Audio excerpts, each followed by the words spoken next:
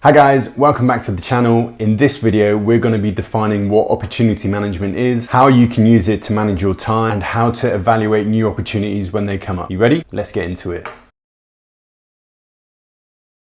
If you're new here, my name is Matt, and on this channel we explore the habits, strategies and tools that you can use in order to consistently achieve better than expected results in business, fitness and life. Now before cracking on with this video, I have to give a shout out to Ryan Robinson, who is a blogger, and I came across the phrase opportunity management in one of his newsletter episodes. I really resonated with the concept and took an interest in digging a little deeper to get a better understanding as to what opportunity management is. So if you are interested in reading a deeper dive on opportunity management, I'll include the link to Ryan Robinson's post in the descriptions below this video. What I'm going to be covering in this video is an overview as to the definition of opportunity management, how you can start applying it to better manage your time, and how you can use it to evaluate the opportunities that do get presented to you. Opportunity management is a major struggle for entrepreneurs and content creators alike at every stage of their journey, from finding business idea or a content idea to create, all the way through to generating revenue or producing and publishing that content idea, whether it's on YouTube or on social media. Fundamentally, how you decide to choose your time will determine how successful you become. As a result, learning how to effectively manage and prioritize opportunities that do come along, so that you're not constantly in the process of managing opportunities and you're actually able to focus on the tasks and projects that will take you closer to your goal, is massively important. What is opportunity management? Well, according to Ryan Robinson, opportunity management is a well-defined system for evaluating, selecting and prioritizing different opportunities that require the expenditure of time, financial or other resources. The purpose is to help you achieve your key goals in the most direct manner possible. What opportunity management is not is an excuse for you to run away from your responsibilities in the name of chasing your passion. Now at this stage you might be thinking, well, what's the difference between opportunity management and time management? Opportunity management at a macro level is deciding what you're actually going to be spending your time on. Time management is how much time you actually spend on a task, a project, a goal, once you've decided what that is. In essence, time management comes after opportunity management, because with time management you've already decided what activities you're going to do. Therefore, what we choose to create becomes significantly more important than deciding how to create it. Opportunity management is the what and the why, whereas time management is the how. If the opportunity you're going after isn't right for you, then the time management and productivity tools and processes you use become much less relevant. At its core, opportunity management is your internal set of criteria that allow you to retain control over what you create and what you focus your energy on. Let's look at how you can use opportunity management to decide what to spend your time on. It's a common held understanding that in order to be successful in business, you need to start treating your time as the most valuable asset. That being said, in order to develop your own opportunity management criteria, you need to start by asking yourself what you want to create and why you want to create it. Your long-term vision might be to achieve a big, hairy, audacious goal, but in order to bring that forward to today, you need to start by thinking small and having a massively positive impact on a particular niche. By having something specific and well-defined, you're able to focus on what you need to work towards, and by taking small actionable steps on a daily consistent basis, you'll be more empowered and encouraged to continue moving forward, creating a snowball effect. Once you know exactly where you want to go or what you want to achieve, then the real work can begin, because at this stage you can start setting out milestones and specific markers that you need to achieve along your journey. This comes from building a plan of action which sets out step by step the tasks that you need to take and complete in order to move towards the goal that you've set yourself. An effective way of doing this is setting out your 3-year goal, breaking that down into your 1-year goal, breaking that down into quarterly goals, breaking those quarterly goals down into monthly goals, those monthly goals into weekly goals, and those weekly goals into daily tasks and steps that you need to take in order to start building that momentum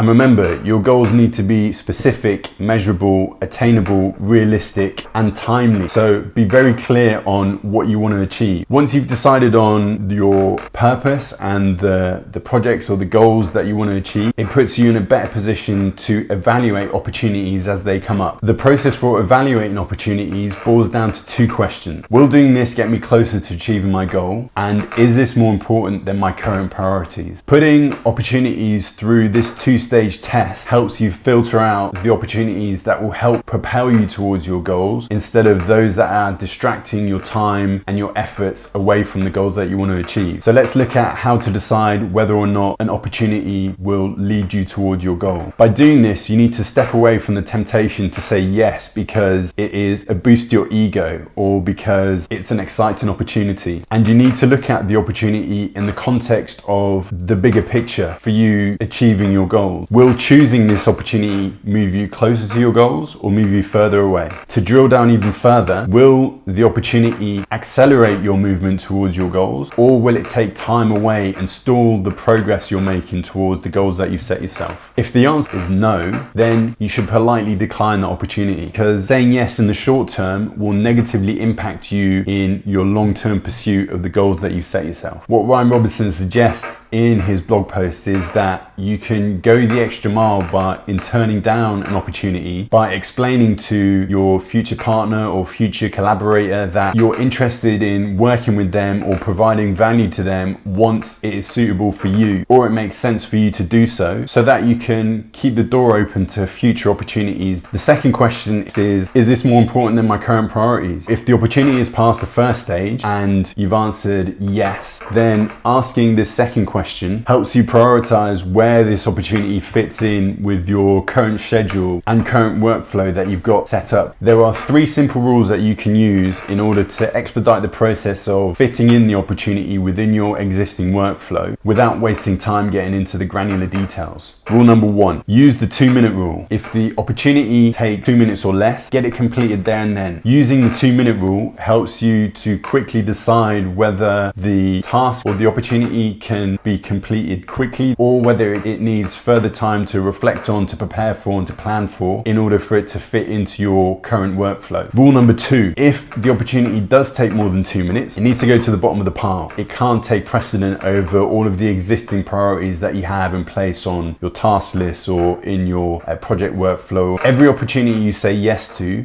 should stand behind the commitments that you've already made on your existing projects. And rule number 3, in order to promote an opportunity further up the list of your existing priorities, you need to consider whether promoting that opportunity over your existing priorities makes good business sense and leads to positive business result as a consequence of acting on that opportunity quickly. To help you apply this 3-rule process, go back to the person who is presenting the opportunity to you and ask them to confirm deadlines and more granular details of what's involved in delivering that opportunity so that you can successfully assess the time and investment that is required from you in order to successfully act on that opportunity. That way you also get clarity as to what your involvement and responsibilities are, and everyone is on the same page, which will help with not just evaluating that opportunity but also moving that opportunity forward in the long run. What this step does involve is allocating time where you can answer emails and reply to opportunities that do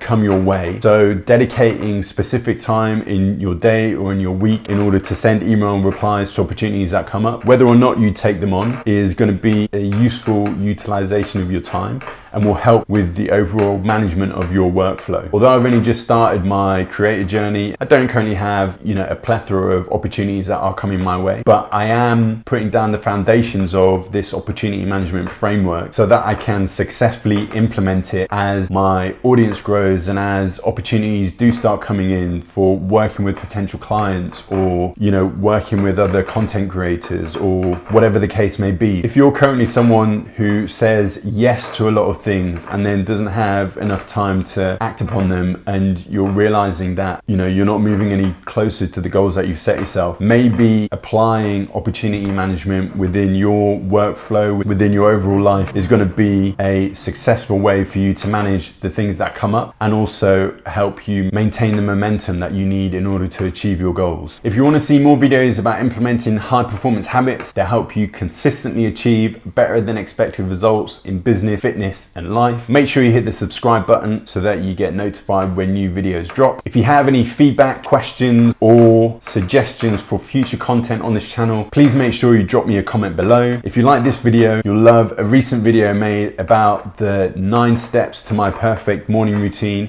which you can watch right here. Thanks for watching, and I'll see you in the next video.